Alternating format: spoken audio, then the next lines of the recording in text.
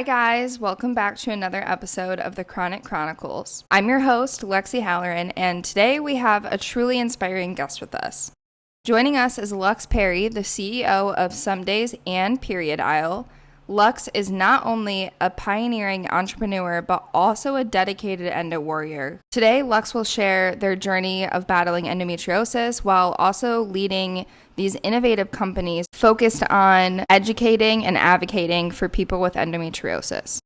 Get ready for an insightful conversation filled with resilience, determination, and groundbreaking ideas. Let's welcome Lux Perry. I'm super excited. Can you start out by telling us a little bit about yourself and kind of who you are, what you do? Yeah, so my name is Lux Perry, and I founded Some Days just over 3 years ago. My background is in something completely unrelated. I was a tradesperson, so my first company when I was like in my early 20s was furniture design and manufacturing, Oh, which has almost nothing to do with what I do now, but everything at the same time because business.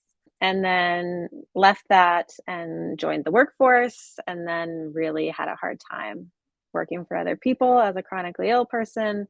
And was hmm, like, I just can't do this anymore. And then the pandemic happened, and an opportunity came to kind of take some time to build something of my own that fit into my life. Um, and like worked with my chronic illnesses and chronic pain. And then that's kind of where Some Days came from. About 6 months ago, I acquired another company that does period underwear because there's obviously lots of synergies. I'm a hmm. huge fan of period underwear. The company was like just down the street from us, so it was like an easy merge. And I'm in the Pacific Northwest of Canada. I'm a big fan. I'm a big fan of both of your companies and a big fan of you, obviously, in turn of that. I think you're doing No. really important work. Some Days as a whole is just like such a great company and everything you guys are doing. And then you have the endometriosis test on your website as well. Yeah. That is really cool. Can you explain kind of what that is? How did you create that? Yeah, so we didn't create it. We partnered with an organization out of the US that was working on developing it. So essentially, what it is it's an endometriosis risk assessment tool, the first of its kind. It uses data, essentially like mass amounts of health data, to accurately predict whether or not somebody is at risk of endometriosis. And so it can essentially say whether you're high, medium, or low risk, which is really helpful when you're going to the Yeah. doctor and you're like, I just have because we all like lots of us suspect that we have endometriosis to some level, and then you go into a doctor and they're like, no, it's not that, or whatever it is that they say to you, or they have no idea what it is. And this test just gives you like kind of that extra validation in order to be able to advocate for yourself. And that team that's developing and working on that is working on getting that integrated into the medical system, and so that it can actually read your Oh, medical file and be able to tell your doctor if you're at risk. And so it's a really exciting new technology, and we're super proud to be in partnership with Loss of Health for that. yeah, that is really cool. I had never heard of anything like that. Like you said, it's like the first of its kind, and Mm-hmm. I had no idea that anything like that even existed, and it's really cool, and you offer it for free, right? Mm-hmm. Yep. Yeah, that's Which is amazing. where, yeah, it felt like so surreal to be able to launch that. I mean, it felt like so far away, and technology has just come so far in the last few years. And I just like know that it would have been something that would have been so valuable to me. So Yeah. yeah, it's probably one of my favorite things that we've done. I love that. I could see how it would be extremely helpful. I went back and took it myself, and it was like, yeah, you're high risk for endo. And I'm like, well, yeah, I have it. So that makes sense. But Totally. it's really cool. And I think that I found that, for example, through the podcast and like posting on Instagram or TikTok just about like endo symptoms and things that I have, a lot of people are like, oh, I didn't even know that was a symptom for endo. Like I had no idea that this bloating or IBS symptoms, like those types of things, are symptoms for endometriosis. So they're like, I don't mention those to my doctor because I didn't think they were relevant. And I'm like, well, yeah. So being able to take something like that and even knowing that you're at risk for it and being able to bring it to a medical professional is exciting. Totally. And like even the questions, like even being like, oh, I wonder why they're asking me that question. I didn't realize that maybe that was related or that there were comorbidities with that. And I think that even that's like an educational opportunity for people of like, oh, I hadn't considered that may be a factor of endometriosis. Yeah, that's a really good point. Going off of that, you have endometriosis. And can you tell us a little bit about your journey with endo and where Yeah. that has gone? Yeah, I mean, it's a long journey like all of us. I struggled with like extreme pelvic pain as a child. And by the time I was like 14, maybe even younger, maybe 13, it was debilitating. It's a lot of school. My mom was diagnosed with endometriosis when she was, I want to say 35. Yeah, Okay. maybe 37. So around when I was like 12 years old. And so she had kind of just figured out what was going on and knew a little bit about it. And so she had her suspicions that something was going on with me. But even when she was diagnosed, there was so little information. Like it was so rare to get diagnosed. So there was only so much we knew. So she did a really good job at validating me. She never made me go to school. I'm very, very fortunate that I had somebody on my side like her. I have no idea where I would be today. I probably wouldn't have some days if it wasn't for her. Through my late teens, it progressively got worse. By my early 20s, I was like having complete mental health breakdowns over Yeah. like just the amount. I try to explain to people like the level of pain that some of us endure. And it's just like there are times where I thought I was going to die from pain, like that Yeah. I didn't think I was going to make it through like the next hour or minute or whatever. And just, I remember screaming and crying and being like, I just want it to end. I like hate my uterus. I hate my body. I hate that this is happening to me. I Mhm. would do anything to get rid of it. And I just remember hating myself like so much because I was just so frustrated with my body. And I like used to be an athlete and that was taken away from me. And I Yeah. really love working and I'm really ambitious. And it took so many things from me Yeah. that I was so frustrated.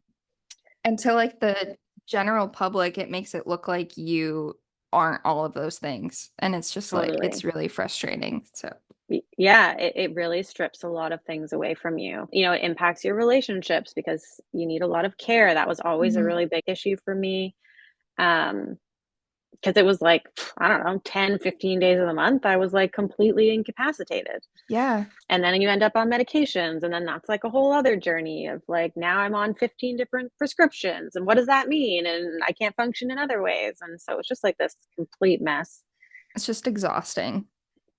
100%. Like it's so exhausting. It was like, yeah, and you don't know if you're gonna make it. And then and on top of that, people are telling you you're crazy. So it's like so Yes. layered. And then in 2021, I got my first surgery. So I actually launched some days before I'd ever had my first surgery and like formal Wow. diagnosis. Yeah. I mean, I knew to some degree, but nobody would give me surgery. Everyone was like, but maybe you'll want babies and it affects your fertility and just wait until you want to have babies and we'll give you surgery, which hmm is like hmm a whole other conversation. But yeah, in 2021, I finally found somebody who listened to me. She gave me a surgery. It ended up being not a great surgery. I had some complications afterwards. I ended up having a second surgery a year later, and that surgery has been really great. I have some side effects from that, but for the most part, I've been pretty pain free for, Oh, that's amazing. yeah, for yeah, about, yeah, I guess that's like almost a year and a half. Yeah. Yeah. Do you know if you had an excision surgery or like the cauterization? So the first one I had a mix. I had excision and ablation. And then the second one, so the first one I had with like a gyno Yeah. or gynae, depending on where you're from. And uh I really didn't like her. Yeah. I didn't like her for a lot of reasons outside of the surgery as well, but she was kind of the only person who had ever offered it to me. So I was like, well, I'm going to take it. And I really wanted to know, I wanted somebody to confirm, which she did. And then my second surgery was done by like an endometriosis specialist in a Okay. like endo clinic, and that was an excision. And so I've had a lot more luck. I had a very similar experience with my gyno to get diagnosed. She was very much against surgery, very much against it. She made me do like a chronic pain journal for a year before yeah, literally before she agreed to do the surgery.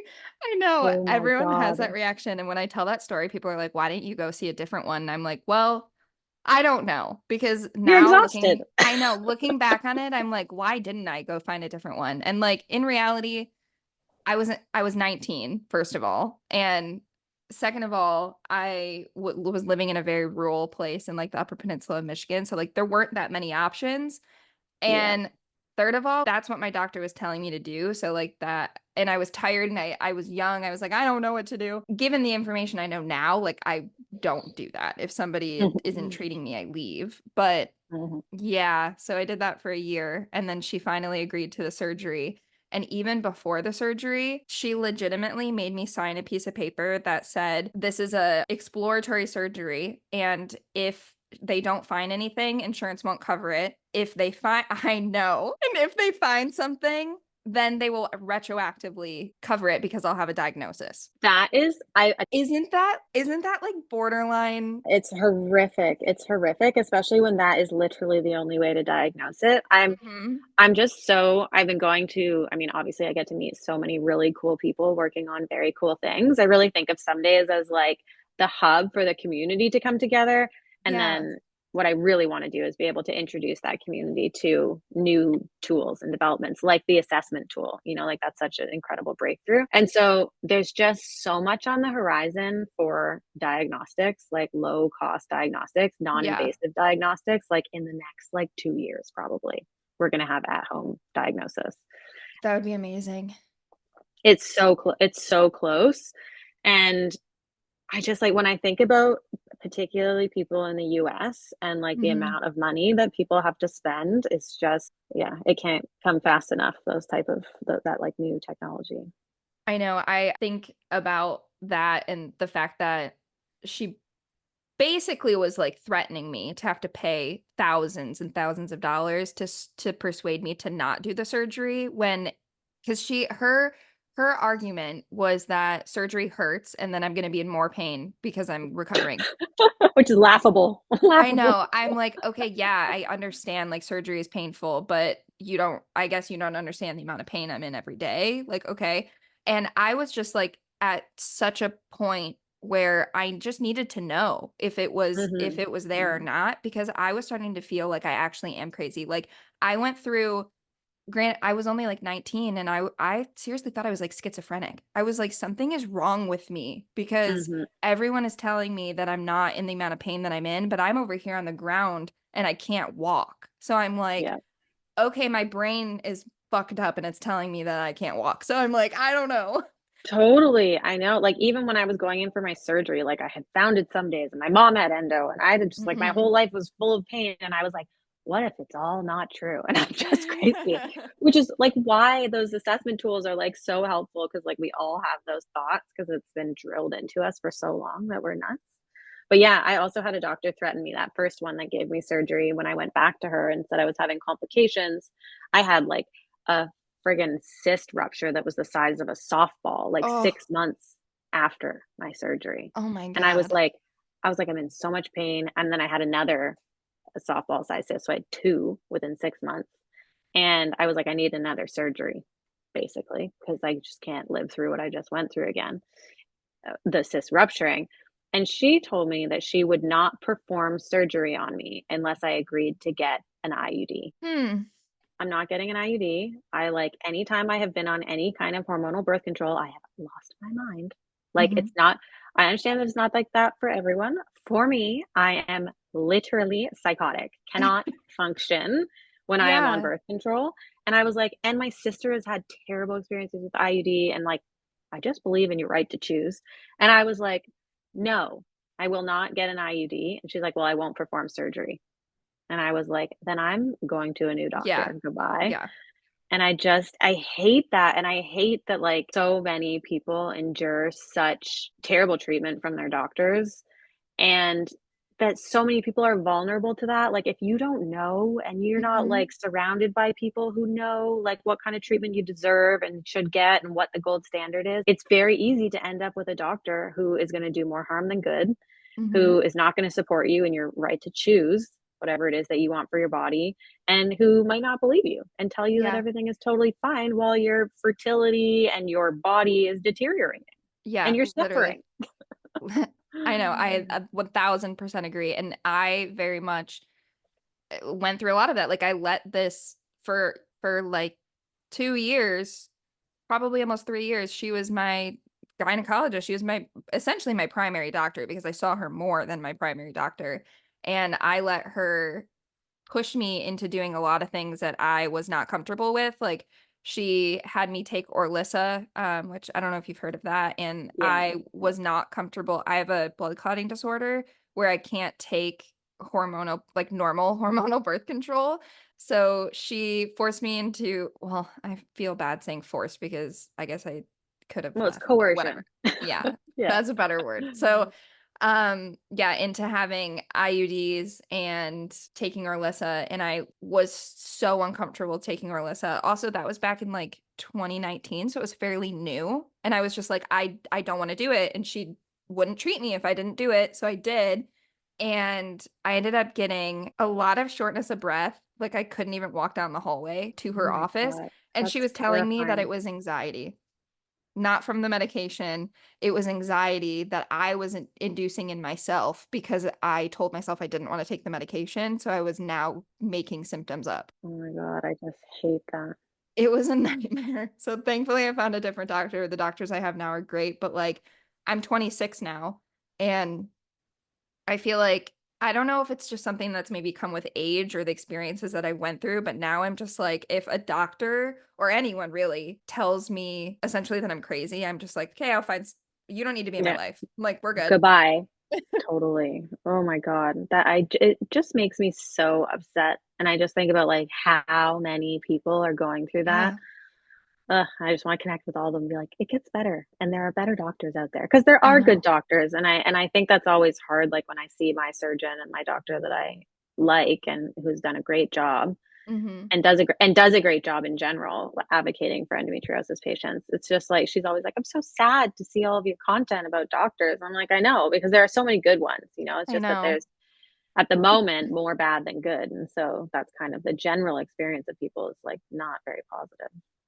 I know. And I do, unfortunately, in the podcast, I feel like I do kind of bash doctors frequently. And it's not Mhm. even that I'm bashing my old doctor. It's not even that I want to do that because I do believe in medicine and more holistic medicine as well. Like there's a Mhm. place for everything. Yeah, there definitely are good doctors. I have a great doctor now. But again, Yeah. like the people just have all these experiences. So yeah, I feel very similarly to you. Like that's the main reason that I started the podcast was just to talk about experiences so that way people who like I think about my 15-year-old self and I'm like if somebody who is going through that like can just know that it gets better if you advocate for yourself and you go down these avenues. Mhm. That's like all I want to do, really. I know.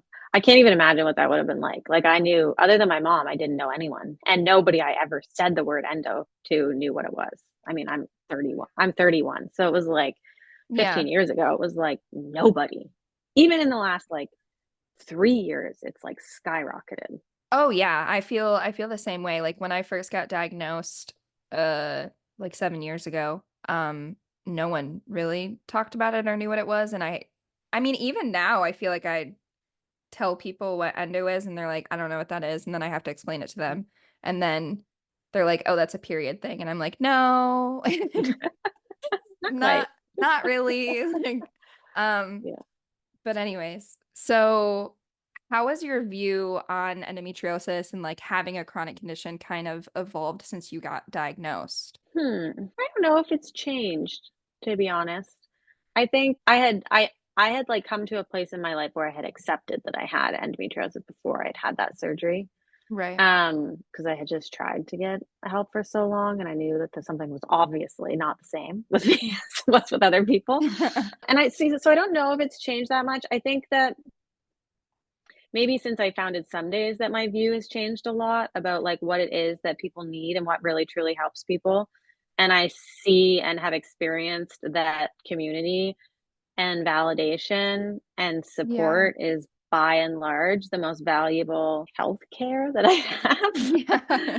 That my surgeries and all the things with all the things that I do that are like very, Western medicine based probably wouldn't work as well if I didn't have people who could like support me through it and help me with recovery and help me manage when I do have flares or, Hmm. manage the lifestyle that I need to maintain in order to not have pain flares.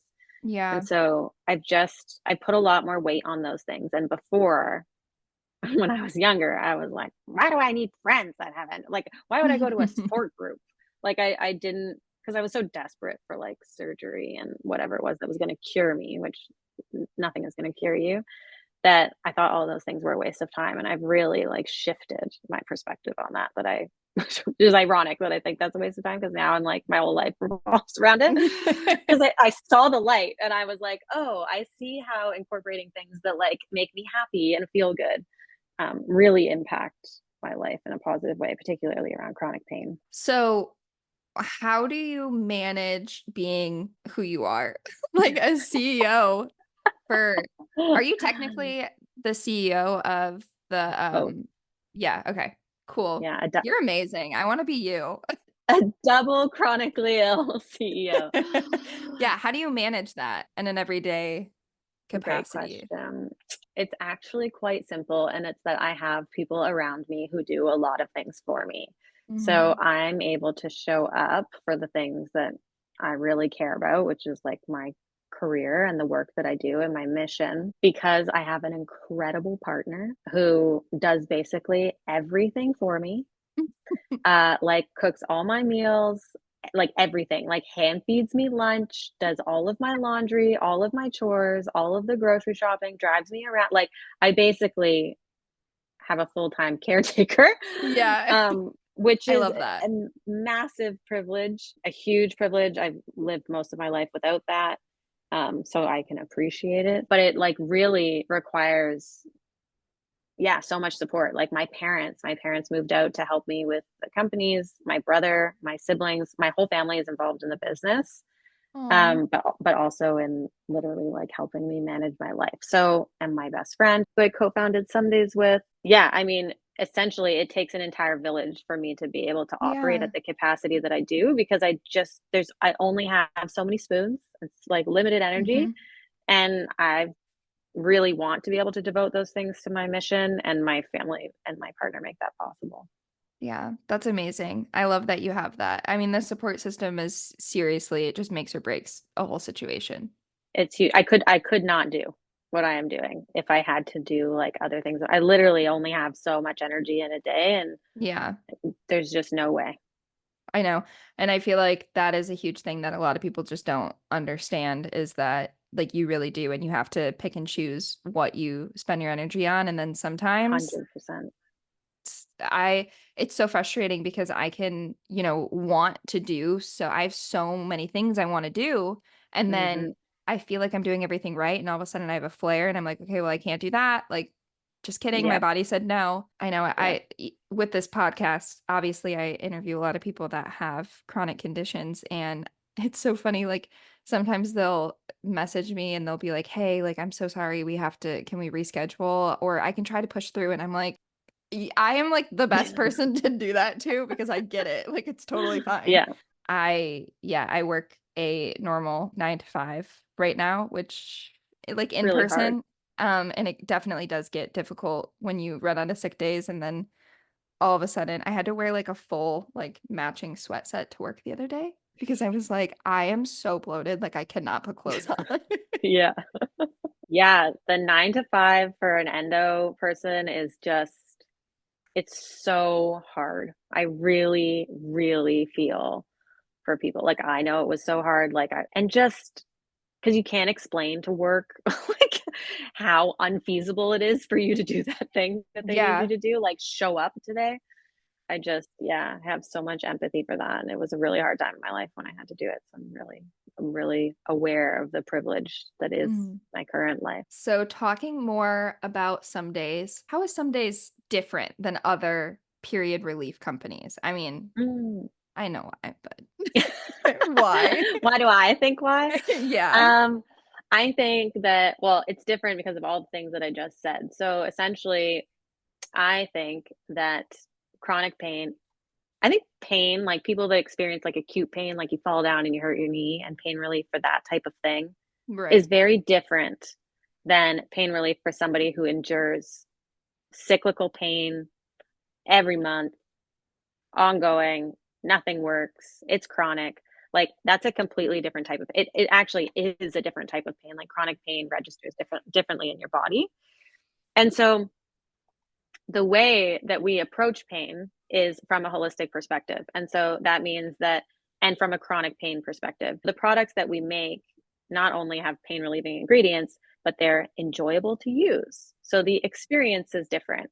And so they have like aromatherapy components, they have a texture component, they have like the mission around it. So the emotion and the community built into the business Mm-hmm. means that cram cream is so much more than cram cream. It like smells nice when you put it on. It's something you look forward to. It's something that feels Mm-hmm. special. It's like a really nice sensation. It's great to connect with your body. So you're actually like touching your abdomen. I really remember like absolutely hating touching my body when I like was younger, and with endo, I just like if anybody touched my stomach, I was like basically would just like flare up, like just at the thought of being like, don't touch that. My body is like so sensitive. And so I think it's like good to integrate touch. I think it's good to integrate aromatherapy. I think it's good to integrate pain relieving ingredients that are natural and maybe don't make you feel as sick. And so it's kind of about like hitting on all of these different senses. And the other big difference in some days is that we have all sorts of types of pain relief. Mm-hmm. And most people are like trying to sell you a one thing fixes all. It's Yeah. like everybody should just take this one pill and it will solve all of your problems. And it's like Mm-hmm. people are different. People experience Yeah. pain differently. People have different routines. You know, like some people really like a bath. So how do we meet them where they're at? How do we like infuse that bath with pain relieving ingredients because they're already there and they love it? And so that's why we do like our pain relieving bath, hot spell.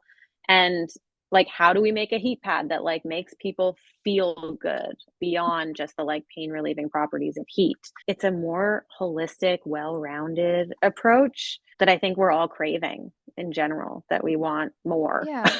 And that we don't just want like the bare minimum, that we deserve nice things, that we deserve to like feel special and cared for, and we deserve relief. And we deserve that in whatever way makes most sense for us, which is why we have like a line of pain relief instead of like this like one magic pill that's going to solve all your That problems. makes a lot of sense. I absolutely like I'm not just saying this, I absolutely love your brand. And I feel like what Mm, really, for me, what really sets you guys apart is just like your mission behind it and the fact that like you deal with chronic pain and you have endometriosis. So like you understand like everything you just said, like you understand where we're coming from. I mean, for me, basically one of the top things that makes me feel better when I'm cramping is a scorching hot bath. Like burning my skin hot. So I love that you have like all these different ways to relieve pain and like the cramp cream you can bring on the go. And I always at work, I always have just like different things I can have in case I'm always just so scared. I just don't know. I'm like, am I gonna have a flare today?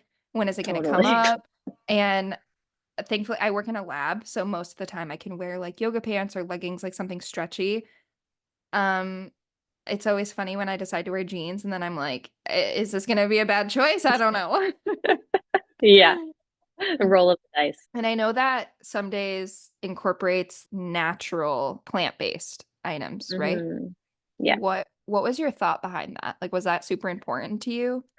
Yeah. It was twofold. It was important to me because medication, well, I was Hmm. overprescribed medication in my early 20s, that led me down a really dark path, you know, to the point where it was like I was taking this medication to combat the side effects of this medication, and then I had another medication to combat Yeah. the side effects of that medication. Then I need a sleeping medication, and then I need this and this and this and this, and now I need an anti-anxiety because the hormonal medication makes me psychotic. And so it was just like It's this whole thing. yeah, and then all of a sudden I was like, I don't even know who I am anymore. Like, am I anxious? Am I unwell? Am I super calm? Like, or is that the Ativan? Is it this or is it, it was just like Hmm. I literally had no idea who I was or what the actual sensations in my body were. Yeah, I totally understand. Yeah, and what's happening because like there's a certain level of masking that these medications do, and so you're Hmm. actually not quite in tune with what may be very seriously happening to you. And so I was really sick of side effects and managing side effects. And so finding a solution that was natural made a lot of sense to me. I was already using products like this. Like I'd already started integrating like what cramp cream is now was an oil. I had made it like when I was oh my God, 18, I think. We Oh, made the wow. first batch of cramp cream, but it was a cramp oil. We used to call it bitch be gone, which I thought was so funny when I was like 19. I love that. You should Yeah, do like a limited edition version of it and totally. do that. I love that. Yeah, like make a comeback. So that was really important to me. And then also just like offering an alternative. So like I know Hmm. that kind of like what I just said, like one thing doesn't solve all for people. And how do we like educate people about the different types of ingredients and how they can integrate them into their lives in ways that may be able to help them like more rapidly. Like topical is a great direct action pain relief. Like if it's Yeah. in your, the pain is in your leg, you put it there. If it's in your abdomen, you put it there. And so I like the targeted relief personally. And yeah, I mean, natural ingredients are very, very powerful. Most of the medications you take are derived from natural ingredients. That makes a lot of sense. I definitely, as I've gotten older, have started pushing more towards natural ingredients, mostly because the amount of ibuprofen I've taken in my life is scary. I know. I'm like, sponsor us. Like Advil should be out here sponsoring I know people with endometriosis, us. ibuprofen hit me Totally. up because the amount that I have taken in my life is absolutely insane. And when I try to like hold off for as long as I can, but if I'm Mm-hmm. at work or something, like I don't have an option. No, I I know. can't sit here and be in pain and think straight. And there was even a time in my life with that really shitty gynecologist that I had that she prescribed me hydrocodone and it was literally refillable. Like I could just go get it whenever I wanted, Me too. which is Me too. scary. Thankfully, I don't like the way that drugs make me feel in that way, so that could Yeah. have went very differently. Mm-hmm. I don't like not being in control of my brain. Totally. Yeah. Um, but some days when that's funny. Some days when you are in so much pain that you are about to go to the emergency room, you might as Hmm. well take that Totally. because that's what they're going to They're do going to give you the same anyway. thing. I know you're going to go there and then you're not in your own bed. So they're giving you the same thing. I definitely hated that. And even now, like the pain tolerance that I have is a lot higher. Like I will allow Hmm. myself to be in a higher amount of pain if that means that I'm still like here. At least like I'll use topical like some days and stuff. So that Hmm. way it obviously it doesn't take away all pain. It helps, but Yes. there's Hmm. really even ibuprofen doesn't take away all the pain. Like you still are in pain, Totally. but it just dilutes it to a point where that you can go about your daily life. So, and I do want to talk a little bit about the period underwear. So, Yes, sure. what's different about your period underwear versus some other brands? Oh my God, everything. Well, first of all, Isle invented period underwear, which is Ooh. iconic. Yeah, Mm-hmm. 2001. Wow. Okay. Yeah. They've Yeah, been around that since 1993 and they launched their first period underwear in 2001. So, icons, the two women that started it. But there's a couple main things. And one is that Isle has never had PFAS in their underwear. So, PFAS okay. is endocrine disrupt, well, cancer causing chemicals that Yes. they found in most period underwear. So, the part that makes it leak proof. So, like, basically, like what they use to make water, like rain jackets, Yeah. has PFAS in it. Like what Teflon is PFAS. And so most period underwear have PFAS, and Isle has never had PFAS third party test. So it's safe for your body. I don't even know if people know that PFAS are in most period underwear. Yeah, there was a couple. I won't name them, but there Yeah. was a couple of the big period underwear brands were sued and settled because their underwear were found to have Oh. PFAS in them. Mm. Yeah. So Isle, our claim to fame is that we've never had PFAS. We were tested by the same group that tested them. We've been really diligent about the way that we source our fabrics and our materials and our finishes because it's the finishing on the fabric to make it waterproof that's often has chemicals, but not ours. Isle is the highest ranked B Corp period care company in the world. And Wow. so B Corp essentially measures your like ethical and sustainable values, and whether or not you actually put those into practice, like how you treat your employees, how your products are made, and things like that. What do you do with all of your waste? Like we recycle all of our fabrics or repurpose all of our fabric scraps. And so Isle is just so meticulous in every single piece of Mhm. everything they do that is what makes them really stand out. But also our underwear are just the most comfortable. Like usually period underwear like have a little bit of like a plasticky feel, and ours like Yeah. are like cotton, comfortable. They last 5 years. They've been at least 5 years. Some people have had Luna pads, which is like the original name of Isle. for Yeah. like 20 years that they're still using. That's crazy. Yeah. That's very impressive. So I'm not gonna lie, I've never owned a pair of period underwear, so I have no idea. Oh my God. I have to send you some. I know I really do. I need to try some. I'm very interested in it. I've just always been scared because like I was such a heavy bleeder for so much. I'm like I was nervous Same. to do anything with that because I'm like, okay, well, I don't want to, bleed everywhere. But Yep. I've been doing some research into it and I'm like, okay, I think I need to try some. And so how do you just throw them in the wash How do after? they work? Yeah. Like, what do you That's do? always that's always the question that everyone has. How? How are these underwear waterproof, leak proof, and like how do they work? Yeah, so you can like rinse them in the sink, wring them out, which is what Mm-hmm. I do, and then I just toss them in the wash with my regular clothing. You could toss them in Okay. the wash as like their own load if you Yeah. don't want to pre-rinse it. I always pre-rinse mine, but yeah, they just get They just go washed. in the wash. Easy peasy. And how it works is that there's like multiple layers. So like the first layer pulls fluid down into the core, and then the Mhm. core is like this super absorbent fabric that holds so much. They feel so dry compared to like typical pads or something. Yeah. And then the bottom is like has like a coating on it that's chemical free, that essentially like is leak proof. That is so cool. Yeah, they're Okay. so comfortable. Like it just like it Yeah. changed my life. And I'm also, well, I think most people with endo, not all of us, but most of us Hmm. are very heavy bleeders. And so like, oh my God, I can't even describe to people how much blood I lose. And so for me, on most days I can wear just period underwear. Occasionally, if I'm having a really heavy day, I'll Hmm. wear like something else, like a disc or something, Yeah. and use it for leak proof because I literally bled through every pair of underwear I've ever owned. And I just love Same. it. And like the aisle underwear have like a replacement boost. So essentially it has like a Oh. insertable absorbent piece that you can pull out and change during the day, which is really nice. And then Yeah. we also do reusable pads, which like to be honest, I really think we should bring back pads. We need to make pads cool again because I'm like, it's such a No, I convenient thing. use them. I feel like I love them. I have my entire life actually because you I mean, I bleed through tampons. So, Oh my like, God, like every 30 minutes, it's like a mhm. super tampon.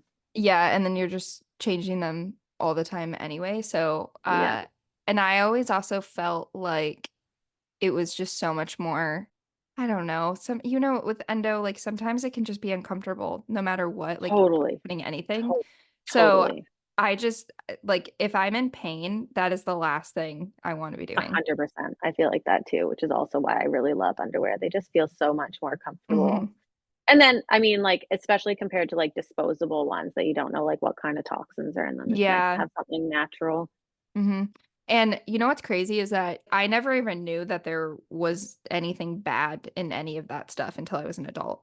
Like I had no idea that you had No, to like nobody ever look in tells you. I didn't know you had to look in the ingredients and what's in a tampon or a pad. Like I know, well, nobody you ever shouldn't tells have you. to, but I know. here we are. And apparently you should also look in what your period underwear are made out of because I don't think people know that. I don't think Big people know to time. look at that.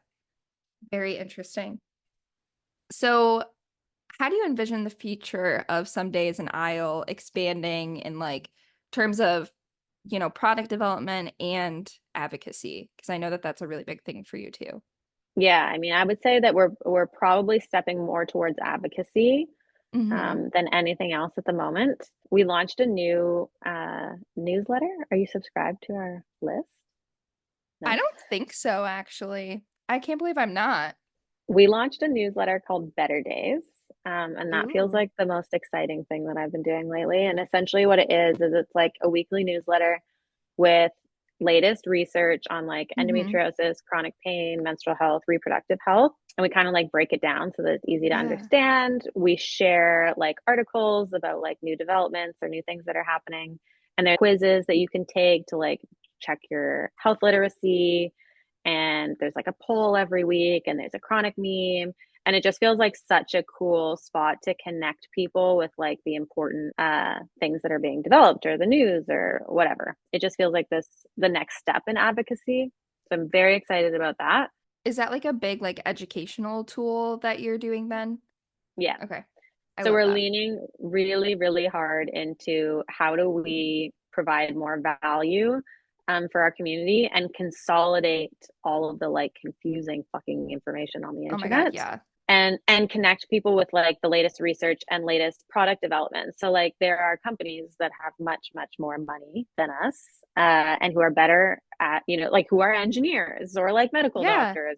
And so we really wanted to be able to introduce this like incredible community that we have of people with endometriosis or chronic pain or whatever it is that they're struggling with to these people who are developing all Mm-hmm. this very cool shit, who like doctors don't know how to find people.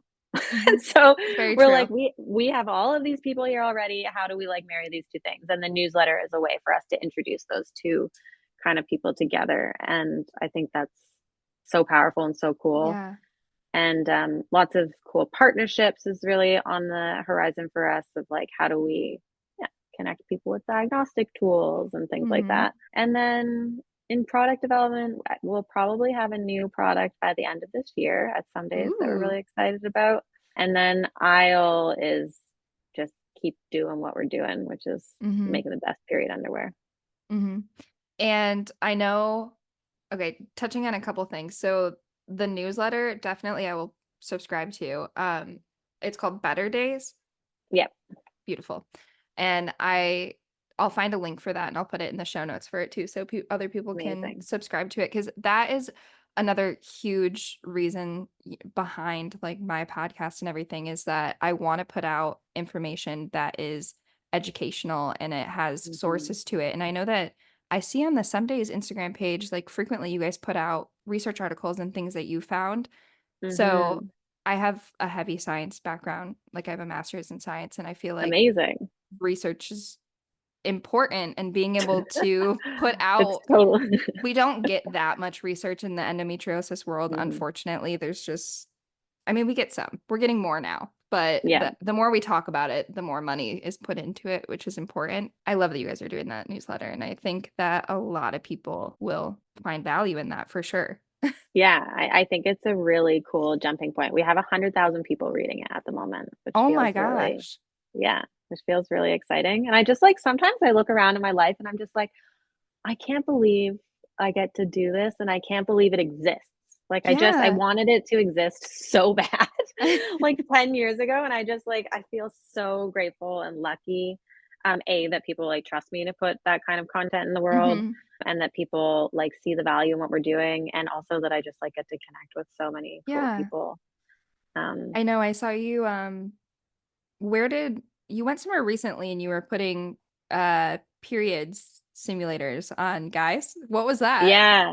Yeah, we have a period pain simulator, which is like one of my favorite things we've ever done. We developed a simulator like 2 years ago, I guess.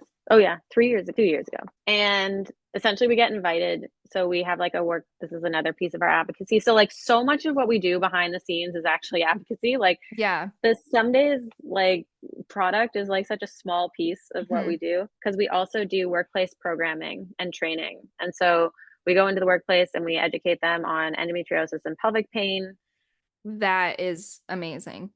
Yeah, very important. Like Hmm. key part of our lives of improving our Hmm. lives is getting our workplaces to be able to support us. So we go in and we train managers on like how to identify if somebody is maybe struggling with pelvic pain or endometriosis, how to support them, the resources you can provide, how to like make reasonable adjustments for people who have Hmm. chronic pain or can't make it to work. And then we also train employees on like what is endometriosis? Like how can you find support? How do you get diagnosed? Maybe do you have it? Like, do you struggle with like chronic pain? And so which is just it's such a cool program. And one of the tools we use is the period pain simulator. So we often like connect lots of employees and then also their bosses. And so Hmm. then the employees get to say like, do you get it now? Like, do you think I'm Yeah. going to be able to conduct a meeting when I'm going through this? So, and sometimes we have like men connected to the simulator and we get them to give like a presentation and it is like, it's so validating and fun. It's like, it's a very cool program. And so we launched that in the UK, Canada, and the US. Wow. And so that's probably the videos that you've seen recently are some of those Hmm. events. But yeah, so it's Yeah. another piece. Yeah, I saw some videos on I think your TikTok page actually, and that was a good time. That was funny to watch. Yeah, yeah. It's thoroughly enjoyed. Like if people are looking for a good time, they should watch the TikTok videos. It's like it Yeah. really is fun. And we were just in DC at the American Medical Student Association. And Ooh. so helping educate students who are Hmm. going to be doctors on like what Yeah. is endo and like how to properly treat patients and respect them and hear them and understand what it's like. And it really is just such cool work. And I'm so glad that we get to do it. Yeah, you're doing a lot of really important work. I'll just drive up and I'll come with you. Yeah, we're always looking for new recruits. Last couple questions really quick. For someone who wants to try out some days or aisle, what's the first product that you would maybe recommend? I know that may be a tricky question, but what's the first product you would maybe recommend to somebody? Like what's the gateway drug to some days? Yeah. I would say cramp cream. I would say cramp cream is everybody's favorite. Easy to use. It's so flexible. Like you can use it for so many other things in your life. So if like you're a little skeptical, like you could Hmm. use that for neck pain or leg pain or foot pain, or I use it when I have headaches. Like it's just such a versatile product that it really works for everyone. Like we have so many people who are like, I'm buying an extra one because my husband keeps stealing mine. And so I think that's an easy intro product. My personal favorite is Hot Spell. I just love Hot Hmm. Spell. It's like a bath. I think it just smells like a sauna and transports me somewhere else. And then at aisle, definitely the Boxer, which is our most popular Okay. underwear. So we have like I mean, it depends. I like wearing boxers personally, but lots of people wear them Hmm. for like gender affirmation. But they're just like so comfortable to be able to wear like a nice stretchy leak proof short when you're on your Yeah. period. I like those kind of like boxer shorts to sleep in, like most of Me the too. time anyway. Yep. So very comfy.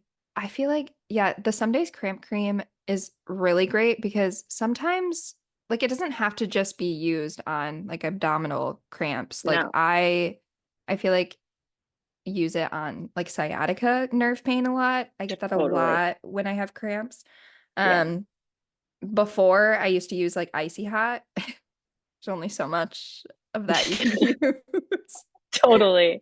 Yeah. It's a great alternative to icy hot because icy hot has a Hmm. really intense sensation, which like lots of people with endo are like have extreme like central nervous system sensitization. So it can be a little Hmm. intense. And cram cream has lots of ingredients that don't have that like intense cooling effect, but are very, very effective. Do you have anything else that you would like to say kind of before we wrap up? So just a reminder to people to take the assessment. I mean, it's such Yes, a cool yes. tool. So definitely check it out. It's on our website. It's free for anybody to use. And if you take the assessment, you get a discount for some days. So Beautiful. It's easy to use. Very, very easy to use. You just go on and you take it. yeah, I think it takes like 5 or 10 minutes. Well, thank Mhm. you so much for coming on the podcast. This was so fun. I feel like, I mean, I had no idea. I knew you guys were doing a lot, but I had no idea how much you were really doing behind the scenes. And you're doing a lot of really great work. And Oh, thank you. I'm very happy that your brand exists and you exist and you're out here advocating for all us chronic pain for Thank you. lifers. Well, we really couldn't do it without the support of our community. The only reason that we can do all that kind of advocacy work is literally because people shop at some days and support us. And so it's really an extension of our community that we're able to provide those sort of services. And everybody needs to go buy aisle and buy period underwear. Yeah. How many I've seen some of your Instagram videos. How many were you Yeah. trying to sell? We were trying to sell 20,000 and I think that I don't quote me because I don't know what the number is, Hmm. but I think we're around like 13 or 14. So we're pretty close. Ooh, okay. Yeah, everybody go buy period underwear from aisle. Do you sell non-period underwear as well? Do you Yep. sell just straight underwear? Okay. Yep. Does that count towards your number? Yep. Yep. Okay, go buy All underwear underwear too. count. All underwear. All Yeah, underwear count. we're trying to save the period aisle. Aisle needs a little love because they've been around for a Hmm. long time. So That wraps up today's episode. I hope you found our conversation with Lux to be as inspiring as I did. Lux's journey as a CEO of Some Days and Period Isle, combined with their personal battle with endo, is a really powerful testament to resilience. If you enjoyed this episode, please subscribe to the podcast, leave a review, share it with people who you think might benefit from our discussions. I also have a discount code to share with you. You can use Chronic Chronicles for 20% off at somedays.com. Again, that's Chronic Chronicles for 20% off at somedays.com. Thank you so much for listening, and we'll catch you on the next episode of the Chronic Chronicles. Stay well, everyone.